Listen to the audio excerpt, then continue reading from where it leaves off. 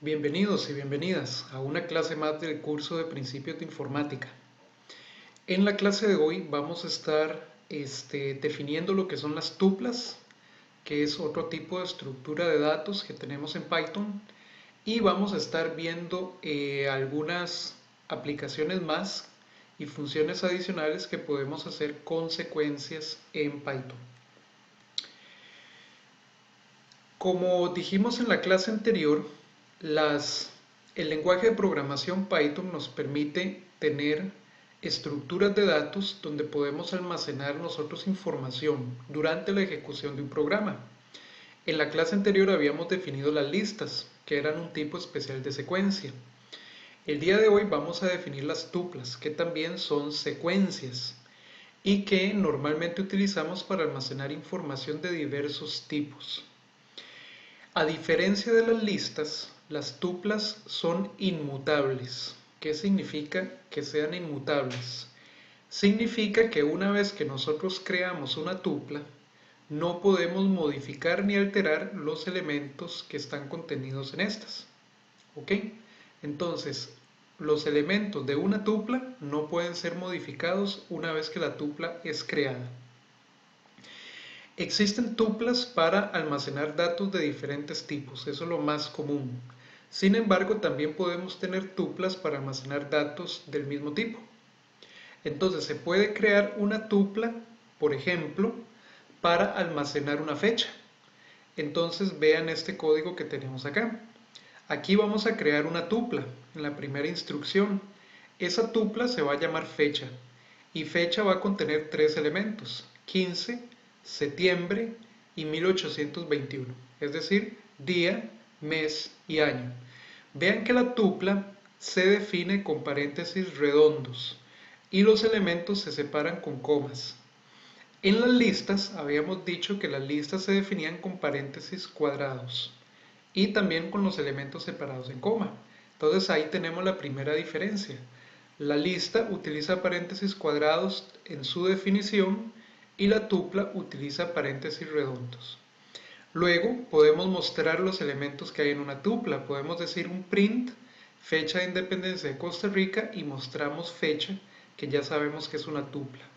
Entonces la computadora nos va a mostrar el mensaje fecha de independencia de Costa Rica y entre paréntesis redondos nos va a presentar los elementos que hay en la tupla. Las tuplas se diferencian de las listas porque se definen utilizando paréntesis redondos, como dijimos hace un momento.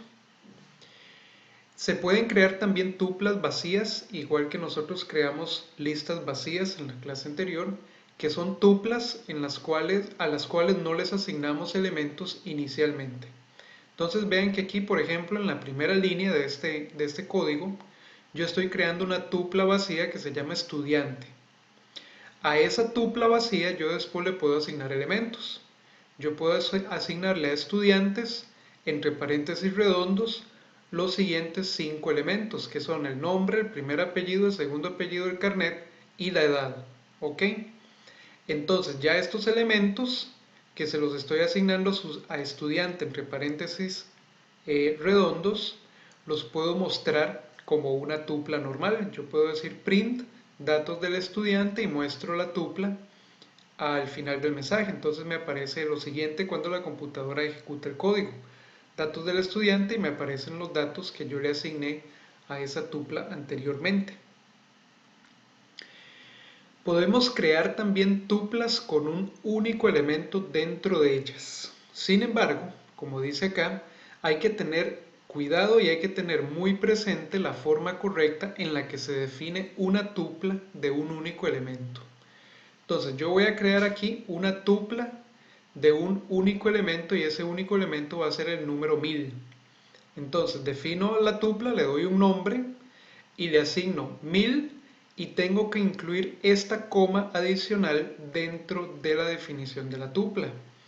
Esa coma es obligatoria cuando yo estoy creando una tupla de un único elemento.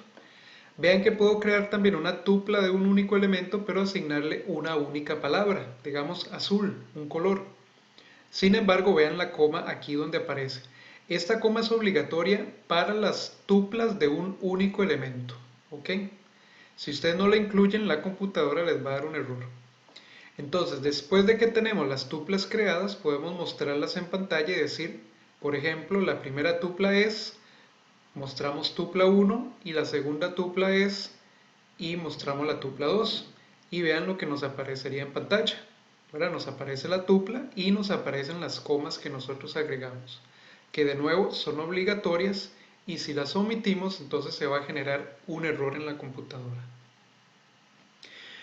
Al igual que las secuencias, las tuplas también van a tener una longitud, y esa longitud es el número de elementos que posee la tupla dentro de ella. Podemos utilizar la función len, igual que hicimos con las listas y en general como hacemos con cualquier secuencia. Podemos utilizar esta función para conocer la longitud de esa tupla. Entonces, en este ejemplo, yo voy a definir una tupla que se llama fecha NAC, que viene de fecha de nacimiento, y le asigno los siguientes elementos: 28 de octubre 2002. Entonces, si yo pregunto por la longitud de la tupla fecha NAC, la función me va a devolver el número de elementos que tiene la tupla y me los va a asignar a esta variable L. De tal forma que después yo puedo mostrar en pantalla un mensaje que diga: la tupla tiene L elementos. Entonces, cuando yo ejecuto este código, me aparece el mensaje: la tupla tiene 3 elementos, porque fecha NAC tiene únicamente 3 elementos. Por supuesto, estos elementos son de diferente tipo, ¿verdad? Esto es un número entero, esto es un string y esto también es un string. Pero eso es perfectamente posible en las tuplas. Listo. Ahora, ¿cómo podemos hacer para tener acceso a los elementos de una tupla? Para tener acceso a los elementos individualmente de una tupla, ¿verdad? Los elementos de una tupla son usualmente de diferente tipo, como dijimos antes. Por lo que los programas normalmente no hacen iteraciones con tuplas. Es decir, nosotros no vamos a estar usualmente ejecutando ciclos iterativos, digamos ciclos for o ciclos while, para recorrer los elementos de una tupla, sino más bien nosotros o los programas van a querer tener acceso a cada uno de los elementos de esa tupla. Y para tener acceso a cada elemento de una tupla, igual que como hicimos con las listas, se utiliza el nombre de la tupla seguido del índice correspondiente al elemento que nosotros queremos acceder dentro de la tupla, y ese índice va a estar entonces entre paréntesis cuadrados, igual que con las listas. ¿Ok? Entonces, a pesar de que nosotros definimos las tuplas con paréntesis redondos, cuando queremos preguntar por un elemento particular de esa tupla, tenemos que usar paréntesis cuadrados. Y aquí les tengo un ejemplo para que ustedes vean cómo se aplica. Por ejemplo, voy a crear una tupla que va a tener 3 elementos, y esos elementos van a ser la hora, los minutos y los segundos de algún instante de tiempo, ¿verdad? Entonces, esta tupla hora representa las 11 horas, 45 minutos y 37 segundos. Entonces yo puedo mostrar la hora de una manera, digamos, más conveniente, con un mensaje más detallado, haciendo o teniendo acceso a los elementos individuales de cada que forman la tupla. Entonces vean este mensaje que yo estoy mostrando acá. Yo digo que son las, y quiero mostrar el 11, entonces digo hora de 0, ¿verdad? Entre paréntesis cuadrados. Son las 11 horas con, y vienen los minutos, entonces tendría que mostrar hora de 1, ¿verdad? Para mostrar un 45, minutos y vienen los segundos, y los segundos entonces están en hora de 2, están en posición 2 de la tupla hora. Entonces cuando yo muestro el mensaje completo, me aparece que son las 11 horas con 45 minutos y 37 segundos. Noten acá que al igual que con las listas y al igual que con cualquier secuencia en Python, el primer elemento de la tupla va a tener siempre el índice 0. El segundo va a tener un índice 1, el tercero un índice 2 y así sucesivamente. Entonces los índices de una tupla también inician en 0, por lo que el primer elemento de hora, que es la tupla, sería hora de 0. ¿ok? Eso hay que tenerlo muy presente para luego no confundirnos con los índices. Como les mencionaba al inicio, la diferencia principal entre tuplas y listas es que las tuplas son inmutables. Es decir, una vez que nosotros las creamos, no podemos eliminar ni modificar ninguno de los elementos que forman parte de la tupla. Entonces, vean por ejemplo lo que ocurriría si yo defino una tupla que se va a llamar carro y que va a tener los siguientes valores. Digamos Toyota rojo 2015 66.700. ¿Qué significan estos elementos? Obviamente el primero es la marca, el segundo es el color del carro, el tercero es el año del carro, del modelo, y el cuarto es, por ejemplo, el kilometraje. Este carro Toyota tiene 66.700 kilómetros. ¿Ok? Ahora, digamos que yo voy a intentar modificar uno de los elementos de la tupla. Entonces yo quiero que carro, el elemento de carro que está en posición 3, es decir, el kilometraje, pase a ser 100.000. Donde yo intento ejecutar este código me va a aparecer un type error, como ustedes ven acá. Y la computadora me dice que tupla es un objeto que no admite ninguna asignación de ítem. Es decir, que yo no puedo modificar ninguno de los ítems o de los elementos de ninguna tupla. ¿De acuerdo? Entonces, las tuplas se crean y una vez que se crean, tenemos que mantener sus elementos tales y como están. Si intentamos modificarlos, nos va a salir un type error y el programa entonces va a fallar. Por lo que entonces tenemos que evitar intentar modificar valores de las tuplas. A pesar de que yo no puedo modificar los valores de una tupla, sí puedo agregarle nuevos elementos a una tupla dentro de un programa. Eso sí es permitido. Entonces, al igual que con las listas, nosotros podemos agregar elementos nuevos a una tupla mediante el uso del operador de asignación aumentada, que era este más igual, ¿verdad? Eso sí, los elementos nuevos que yo le vaya a agregar a una tupla tienen que ser también tuplas. ¿Ok? Entonces, vean este ejemplo donde vamos a asignarle un nuevo valor o un nuevo elemento a una tupla. Digamos que yo creo una tupla que se llama avión. Y avión trae de nuevo la marca, el modelo y la capacidad de pasajeros. Entonces, esta tupla va a tener el Airbus A380 y la capacidad de ese avión es de 853 pasajeros. Ahora, yo quiero agregarle un elemento más a esa tupla, que va a ser, digamos, el rango, que normalmente de un avión es cuánta distancia puede viajar sin tener que aterrizar para reabastecerse o para recargar combustible. Entonces voy a intentar asignarle a avión un nuevo elemento, que es 18.000, son 18.000 kilómetros el rango de cobertura de una 380 normalmente.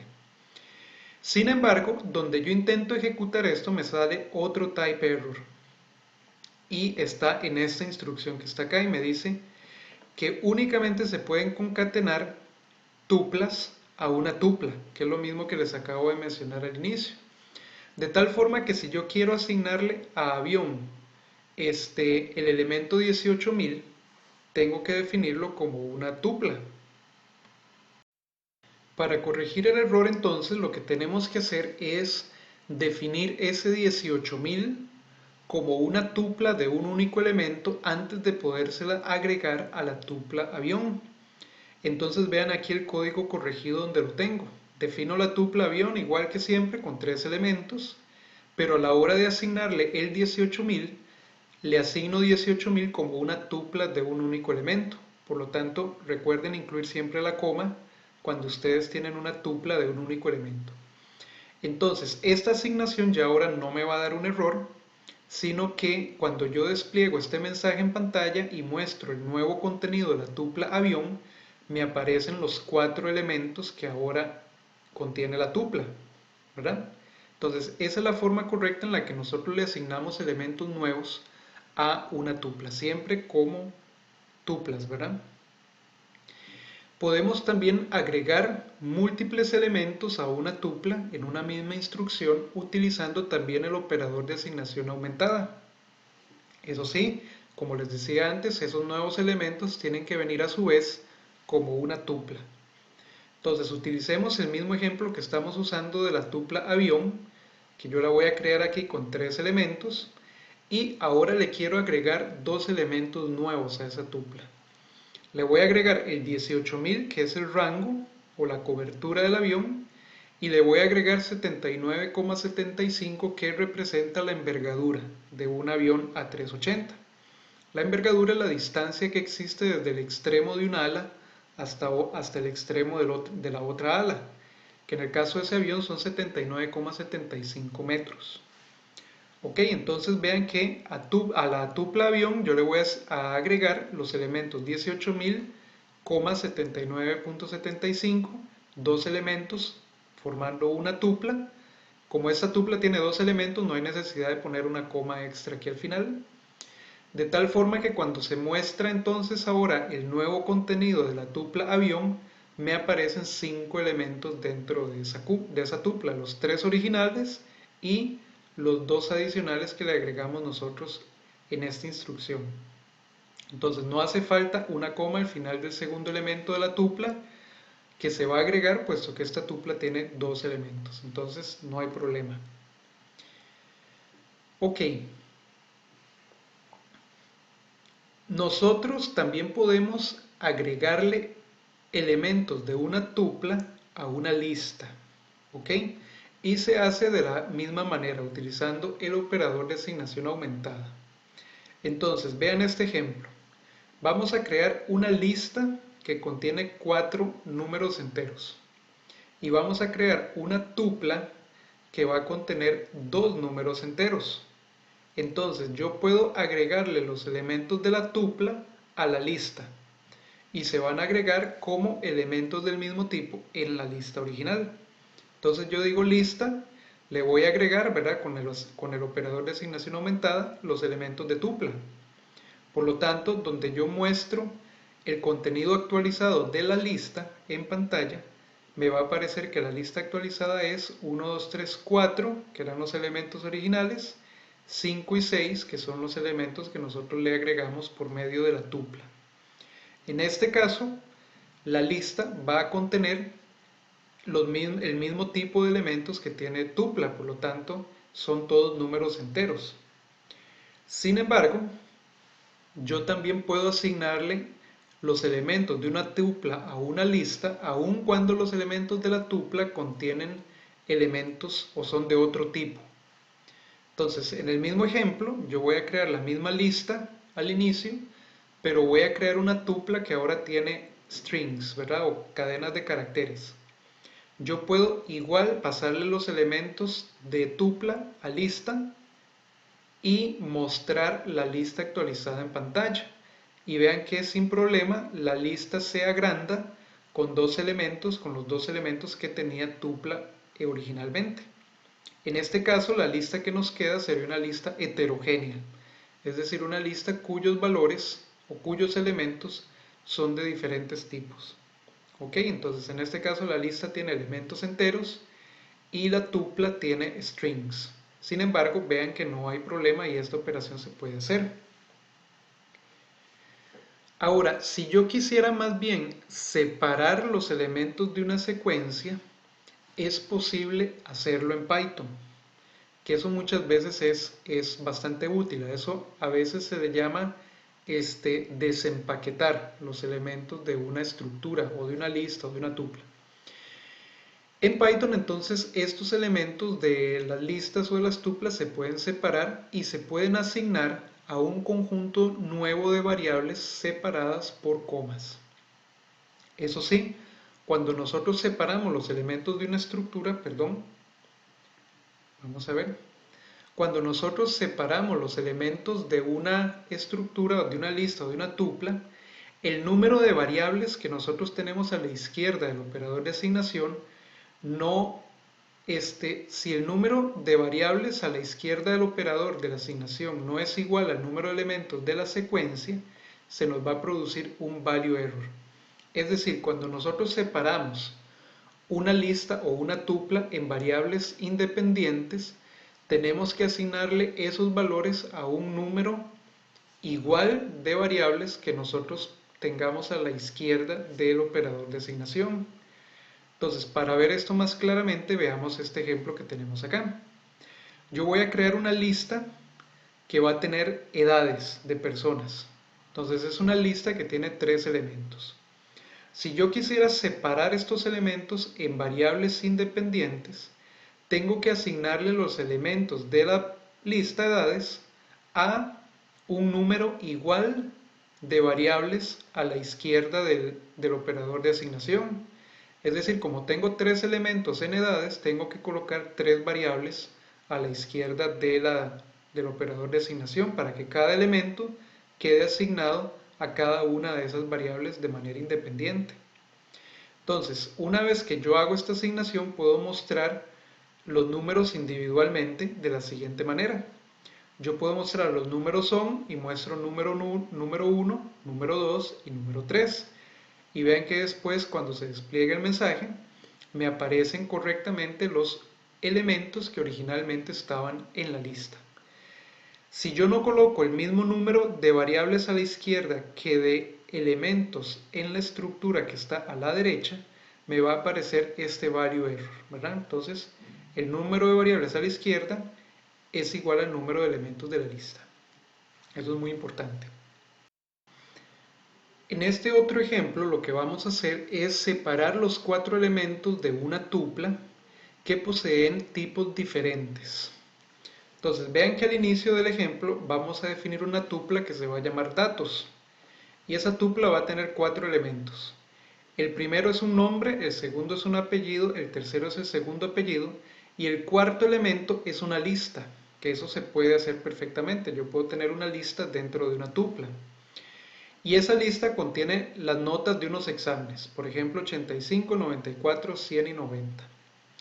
De tal manera que yo después puedo separar los elementos, los 4 elementos de la tupla datos, y se los puedo asignar a variables separadas. Es decir, puedo tener una variable que se llame nombre, otra variable apellido 1, apellido 2, notas, y esos serían los elementos que están ahorita en la tupla datos. Entonces, datos se separa y le asigna cada uno de los elementos a las variables que tengo aquí. De tal manera que cuando mostramos este mensaje, yo voy a mostrar que las notas de, y escribo el nombre, el apellido, el segundo apellido, son, y muestro aquí la lista que ahora me aparece en la variable notas, ¿verdad? Como este cuarto elemento de la tupla datos es una lista, la variable notas, que es donde cae ese cuarto elemento, quedaría definida obviamente como una lista. Entonces el mensaje al final se vería: las notas de Amanda Brenes Campos son, y aquí se muestra la lista, 85, 94, 100 y 90. De igual manera, el número de variables que yo tengo a la izquierda de la asignación o de la separación es igual al número de elementos que tiene la tupla originalmente. Perfecto. Vamos a comenzar también a ver algunas funciones adicionales y métodos que nos van a permitir a nosotros trabajar con secuencias, es decir, con listas o con tuplas. Una de estas funciones es la función enumerate, ¿verdad?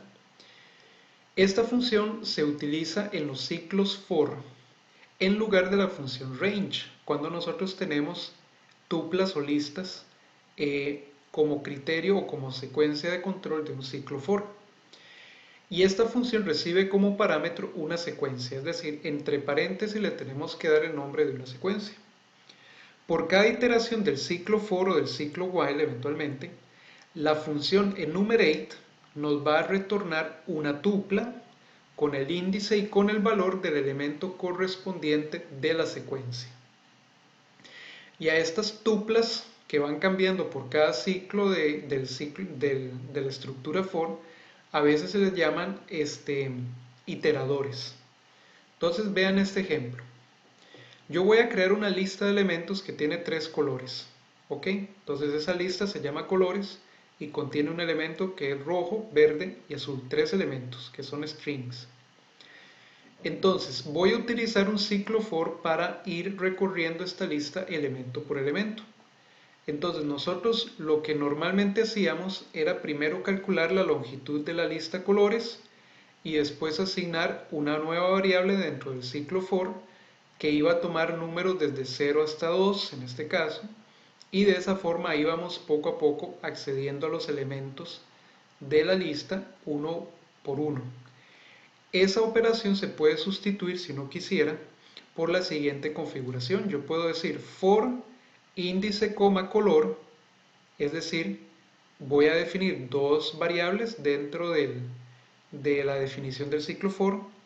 Entonces, desde for índice y color en enumerate de colores, entonces vean que aquí estoy utilizando la función enumerate con la lista colores, y aquí tenemos entonces el resto del ciclo. ¿Qué es lo que va a pasar acá? Por cada uno de los elementos de colores, o sea, de la lista colores, la función enumerate me va a retornar el índice de ese elemento y me va a retornar el color, es decir, el elemento que está en esa posición. Entonces, en la primera corrida de este ciclo for, índice va a adquirir 0 porque es la posición del primer elemento de colores, y color va a adquirir el string rojo, que es el elemento que está en esa posición. A la segunda corrida del ciclo, índice va a adquirir el 1, que es la posición del siguiente elemento, y color va a adquirir verde. De tal manera que entonces cuando yo voy mostrando el elemento es índice, o el elemento en la posición índice es, y muestro color, me va a aparecer este resultado. El elemento 0 es rojo, el elemento 1 es verde, el elemento 2 es azul. Entonces, es otra forma en la que nosotros podemos recorrer listas dentro de ciclos for de una manera quizás más compacta, sin necesidad de tener nosotros que calcular por fuera la longitud de la lista y llevar, digamos, una variable interna que maneje el índice. En cada iteración, como les decía, se crea un iterador, o sea, cada par de estas variables es un iterador nuevo que luego nosotros lo separamos en estas dos variables, ¿verdad? Índice y color. Ok, entonces esa es una forma alternativa que nosotros podemos utilizar si nosotros queremos utilizarla para tener una estructura un poco más compacta. Ahora vamos a continuar hablando sobre la segmentación de las secuencias, que de nuevo en general agrupa lo que son listas y lo que son tuplas. Nosotros también podemos separar o segmentar una secuencia para crear nuevas secuencias del mismo tipo, que tendrán subconjuntos de los elementos de la secuencia original. ¿Ok? Entonces vamos a ver dos formas o varias formas de segmentar una secuencia. Nosotros podemos segmentar una secuencia utilizando o definiendo un índice de inicio y un índice de final. Hay que tener cuidado que cuando utilizamos esta forma para segmentar secuencias, el elemento que apunta al índice final que nosotros damos en la instrucción no va a estar incluido dentro del subconjunto que yo voy a separar. Entonces vean este ejemplo para tenerlo más claro. Supongan que yo voy a definir una lista que tiene todos estos números enteros que ustedes ven acá. Quiero tomar un subconjunto de esa secuencia o de esta lista desde el índice 2 al índice 6. Sin embargo, el elemento que está en el índice 6 no va a quedar incluido en la separación o en la segmentación. De tal forma que entonces yo voy a definir otra lista que se va a llamar sublista, y a esa sublista le voy a asignar los elementos de la lista original, es decir, de lista, desde el índice 2 hasta el índice 6 sin incluir el elemento en el índice 6. Entonces, ¿cuáles elementos me van a quedar en sublista? Bueno, este está en el índice 0, este está en el índice 1 y este es el que está en el índice 2.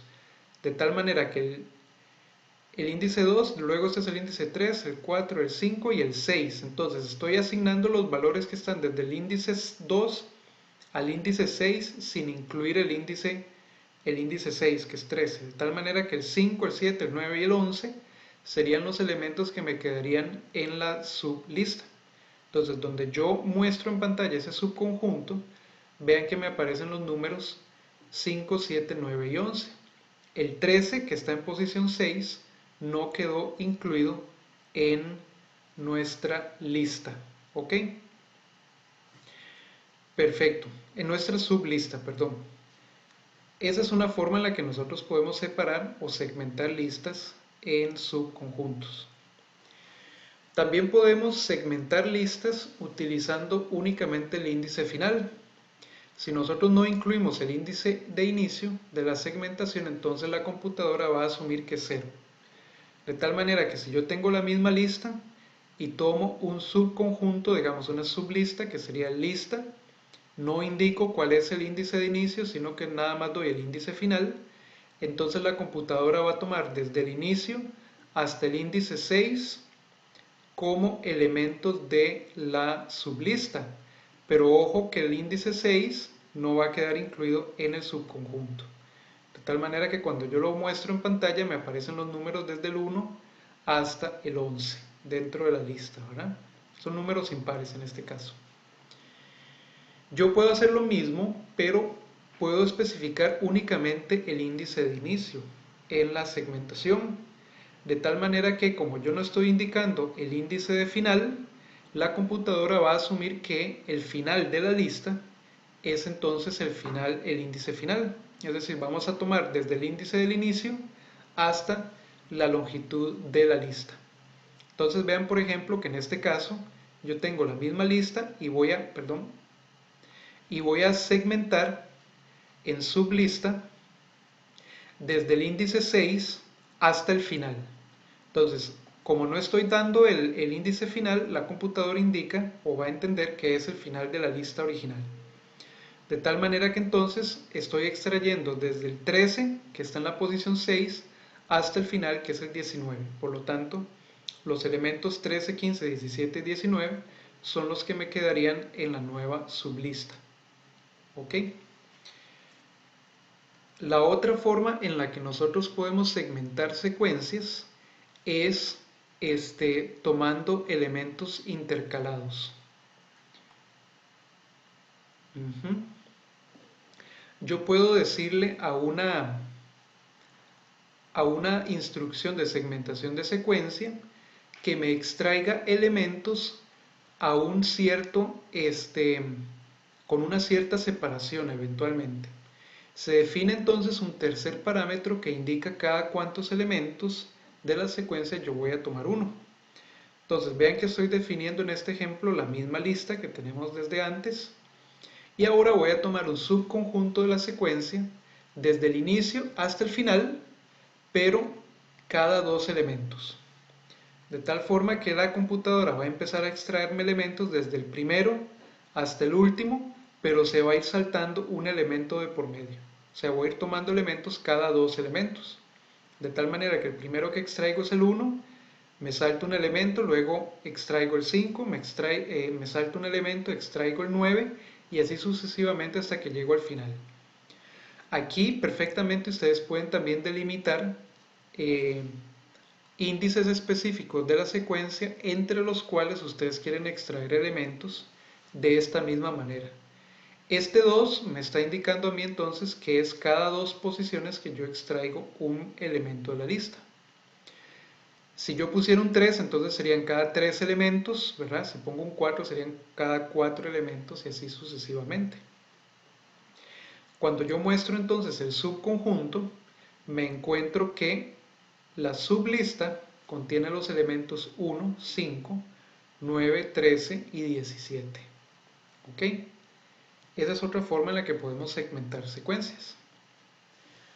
Ahora, para definir una lista yo también puedo utilizar la función list. Y para eliminar elementos de una lista o de una secuencia yo puedo utilizar la clave del. Entonces list se utiliza para crear listas a partir de grupos de elementos, mientras que la clave del se utiliza para eliminar elementos de una lista indicando sus índices obviamente entre paréntesis cuadrados. Entonces vean que en este ejemplo yo voy a crear una lista cuyo nombre es lista igual y le voy a asignar lo que me devuelva la función list de rango de 7. Recuerden que el rango de 7 me define a mí una secuencia de números desde 0 hasta 6, ¿verdad? Cuando yo convierto esa secuencia desde 0 hasta 6 en una lista, esa lista me va a quedar en esta función, en esta variable que se llama lista. Donde yo la muestro en pantalla, vean que me aparecen los elementos desde 0 hasta el 6 como una lista. ¿Ok? Luego, de esa lista, yo puedo borrar, por ejemplo, el elemento que está en el índice 4.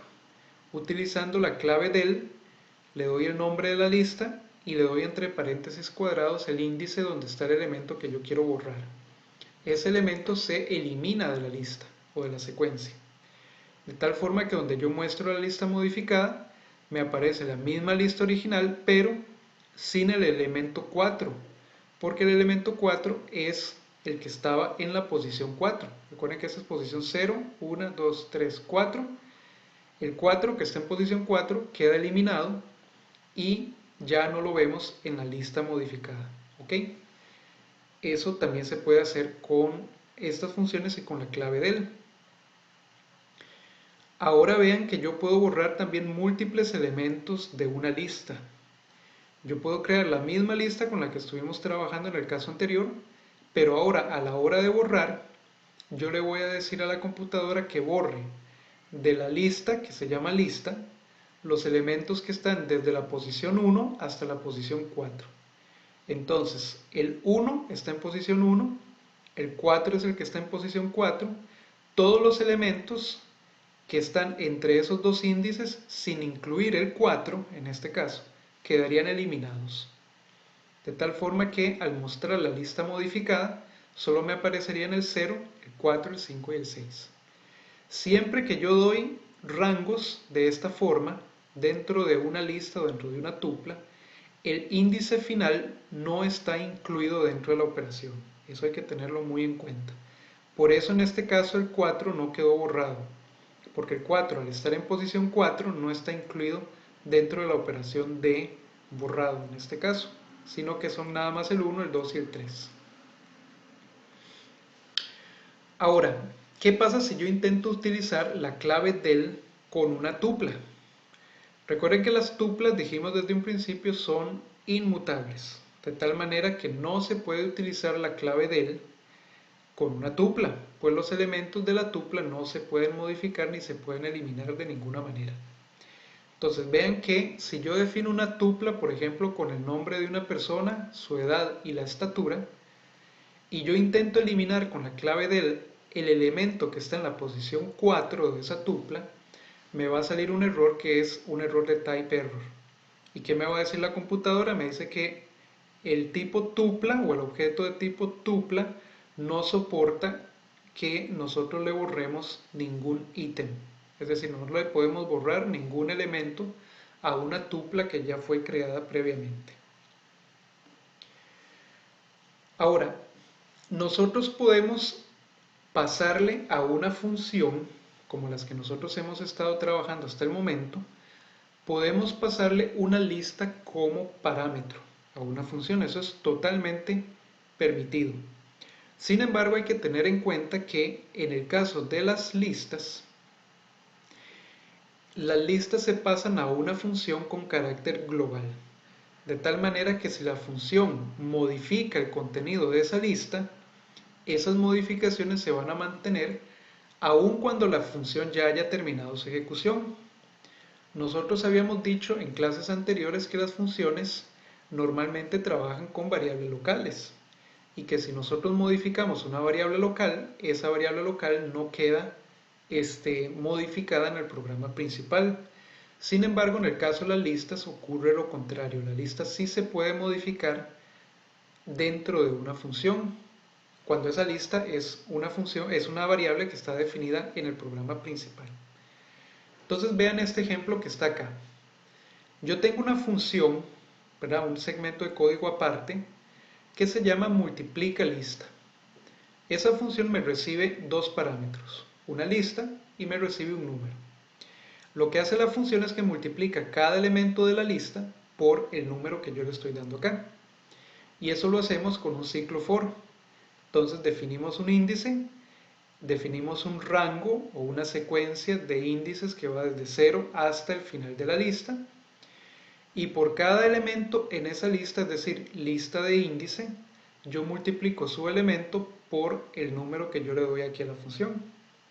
¿Ok? La función no me retorna ninguna variable. Entonces vean que aquí el return está solito porque nada más estamos saliendo de la función y no estamos retornando ningún resultado.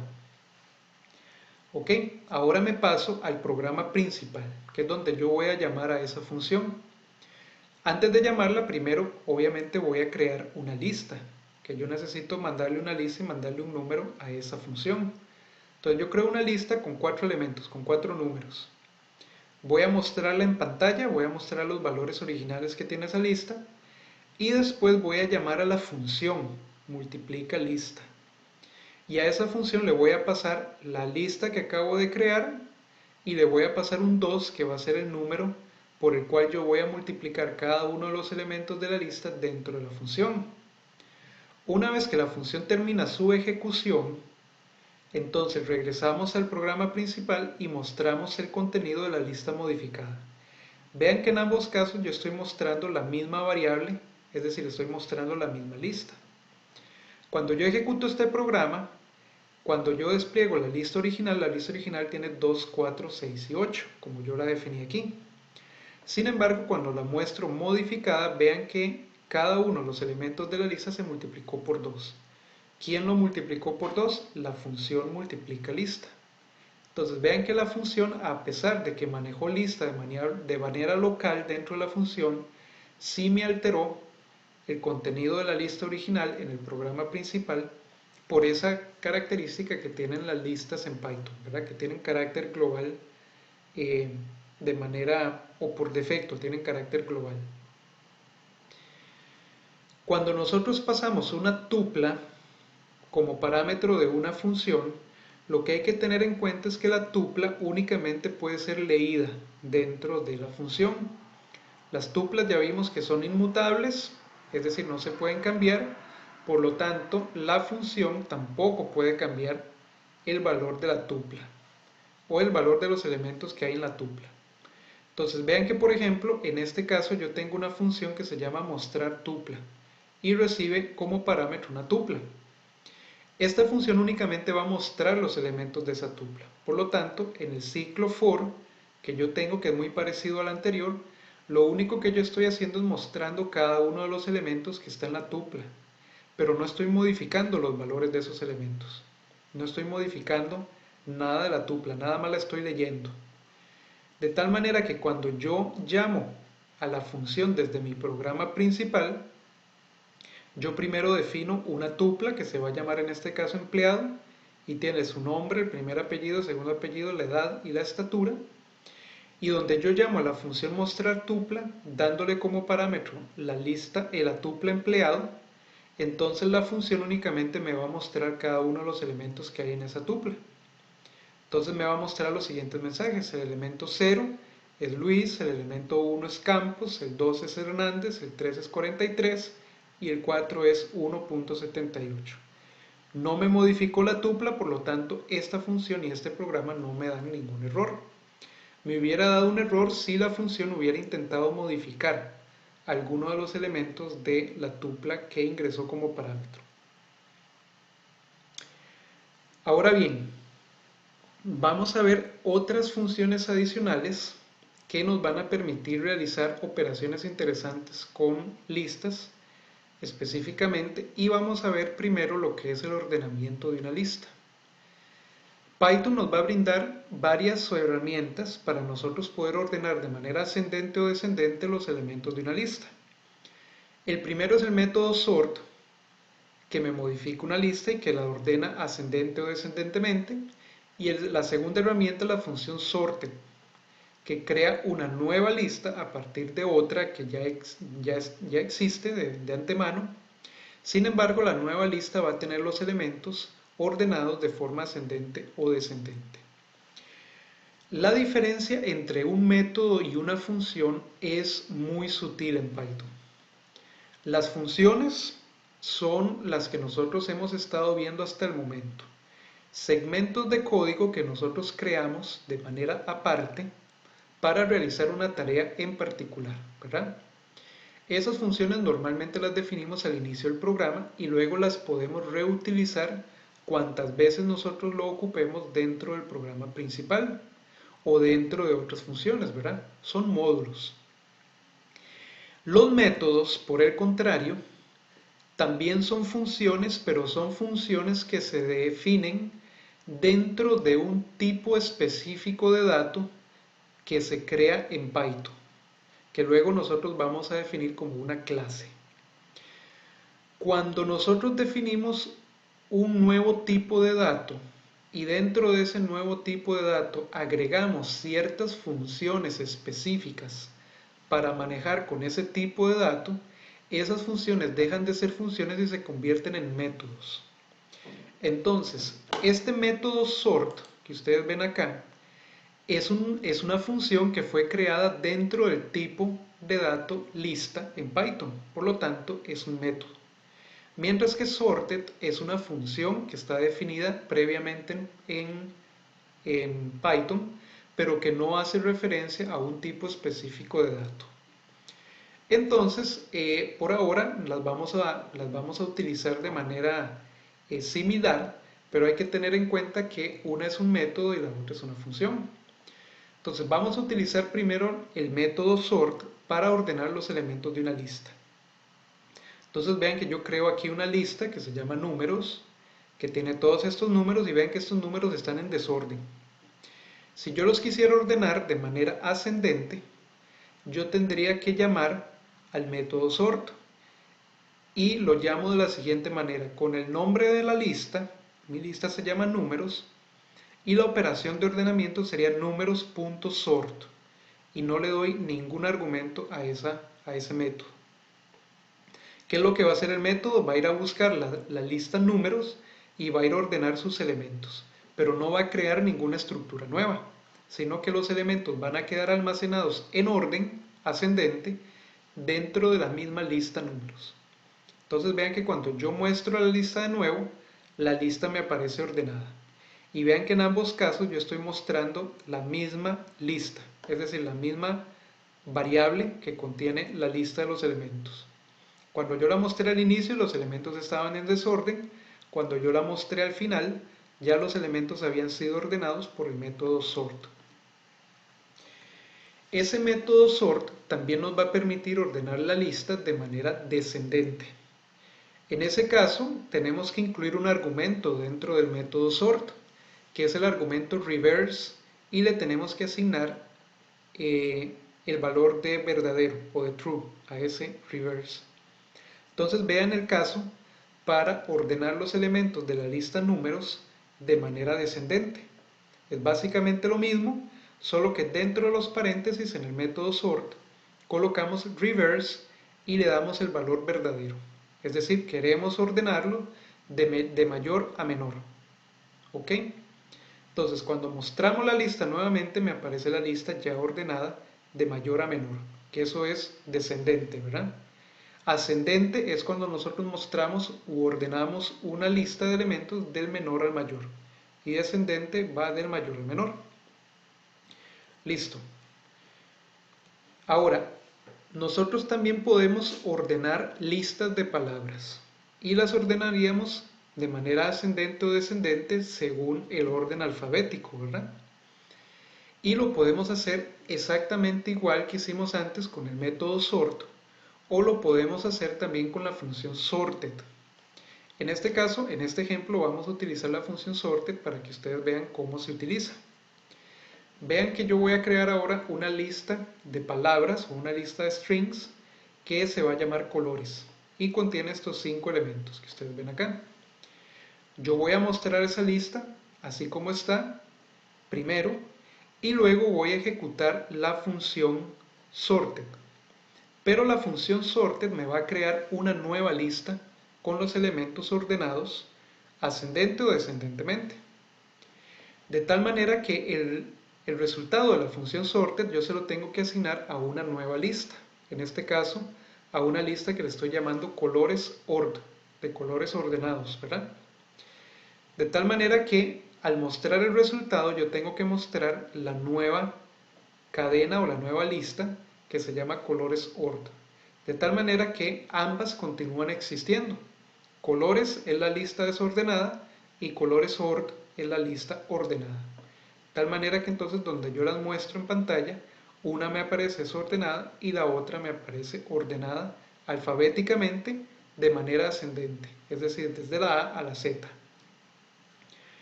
Yo puedo hacer lo mismo con la función sorted, pero ordenando los elementos de manera descendente.